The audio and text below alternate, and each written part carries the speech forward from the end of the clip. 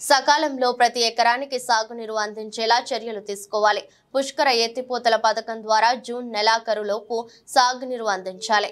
పుష్కర ఎత్తిపోతలు, సూరంపాలెం, ముసురుమిల్లి ఎత్తిపోతల పథకాల్లో సమస్యలను చక్కదిద్దాలి. మరమ్మతులు, సిల్ట్ పనులకు, లైనింగ్ పనులకు సంబంధించి ప్రతిపాదనలను సిద్ధం చేయాలి. ఇరిగేషన్ ఎత్తిపోతల పథకాల మరమ్మతుల విషయంలో అలసత్వం వద్దు. తొర్రిగడ్డ కాలువ మూలంగా ముంపు బారిన పడుతున్న 25,000 ఎకరాలను కాపాడుకోవడానికి బొబ్బిళ్లంక పంపింగ్ స్కీమ్ పనులను వేగవంతం చేయాలి.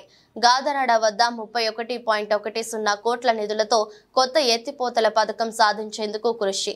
నియోజకవర్గంలో ప్రతి రైతుకు న్యాయం చేసేలా ఇరిగేషన్ అధికారులు సహకారం అందించాలి.